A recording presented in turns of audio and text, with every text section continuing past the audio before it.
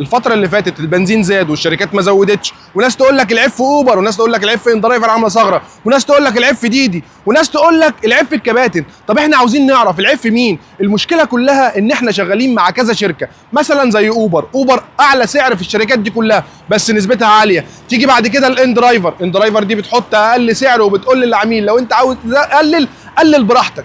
طب نيجي لديدي، دي عامله زيرو عموله وقفلت الزيرو عموله وبعد كده عملت 5%، وفي بعض الناس قفلت عندهم 5%، مع ان اندرايفر وديدي اقل سعر، لكن اوبر وكريم اعلى سعر بس اعلى نسبه.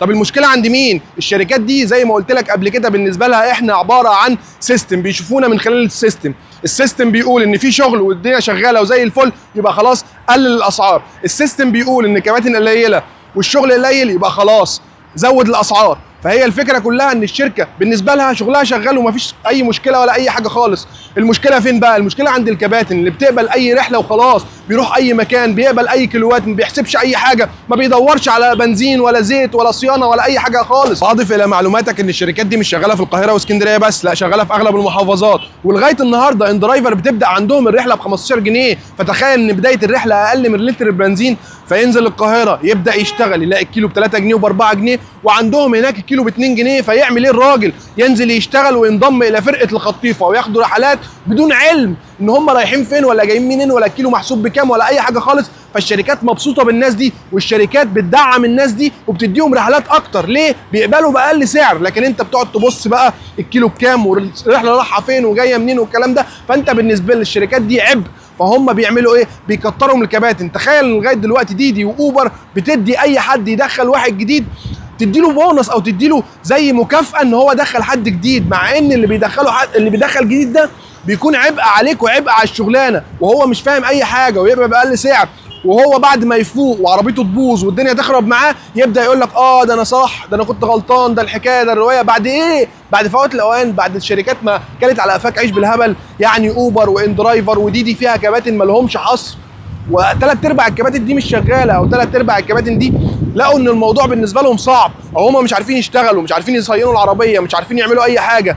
فالحل فين بقى؟ اي حد عاقل هيقول لك ان الحل ان الشركات ما تدخلش كباتن جداد، والشركات عمرها ما تعمل كده. ليه؟ هتوقف مصلحتها يعني الكباتن اللي بيشغلوها وبيظبطوها وبيجيبوا لها احلى شغل وبياخدوا اقل اسعار؟ لا، الحل عندنا احنا ان احنا نحاول اي كابتن تعرفه داخل الشغلانه جديد، اي كابتن تعرفه مش من القاهره، اي كابتن تعرفه مش عارف اي حاجه في اي حاجه، حاول تعرفه وتفهمه ان الموضوع مش ان انت خدت كام او عملت كام اخر اليوم، الموضوع كله ان انت مشيت قد ايه، خدت الرحله بكام، رحت فين، جيت منين، عربيتك اتبهدلت ولا لا، اشتغلت مثلا شهر شهرين، ايه اللي حصل في عربيتك، صينت بكام، حطيت بنزين بكام، جبت كاوتش بكام، حطيت زيت بكام. فهو الفكره كلها ان انت لازم تعرف انت صرفت ايه وجبت ايه، لكن ما تبصش على المكسب. ناس كتيره بتبص ان هو اخر يوم انا كنت مثلا بعمل في اي حته ثانيه 300 400 جنيه، لا انا عملت 500 وعملت 1000، لا ده انا كده مبسوط. لان المشكله كلها مش دخل جيبك كام، طلع من جيبك كام. فلازم تبقى فاهم وعارف، وحاول اي كابتن تعرفه مش فاهم فهمه،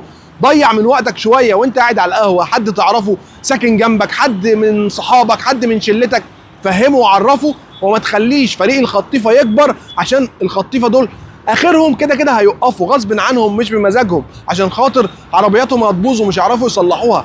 فاحنا لازم يكون من ناحيتنا ان احنا ننبه على الكباتن الجداد، ننبه على اي حد نعرفه ان انت اشتغل صح، بدل ما انت تبقى شغال وانت مش فاهم انت رايح فين ولا جاي منين ولا بتعمل ايه، وتبقى شغال على الله كده حكايتك ومش فاهم اي حاجه في اي حاجه.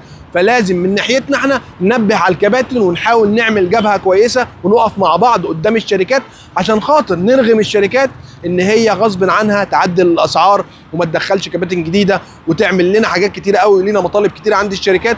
بس المشكله الفرقه بتاعتنا وان احنا مش مجمعين نفسنا، ومفيش حد متجمع مع التاني ولا حد بيفهم التاني. لو حد عنده معلومه يقول لك لا يا عم انا عرفتها بصعوبه، ما اديهاش للناس كده وخلاص. طب ما المشكله ده بعد كده بيأثر عليك، انت اعملها لله يا عم، عرف اللي قدامك ده لله، وبعد كده نيجي نعمل فيديو نوضح للناس اي حاجه ولا نقول لهم تعمل ايه ولا تروح فين ولا تيجي منين، حد يقول لك يا عم انت جبت التايهه، يعني انا عارف كل حاجه. طب انت عارف كل حاجه بس غيرك مش عارف اي حاجه، ما تجيبش الناس كلها زيك، مش كل العقول زي عقولك، مش كل الناس شافت ولفت ودارت زي ما انت عملت.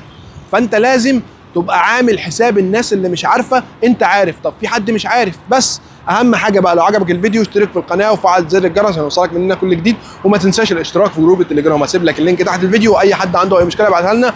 وقبل ما نقفل الفيديو بنعمل ايه؟ بنصلي على النبي عليه افضل الصلاه والسلام، وربنا يصلح حالكم.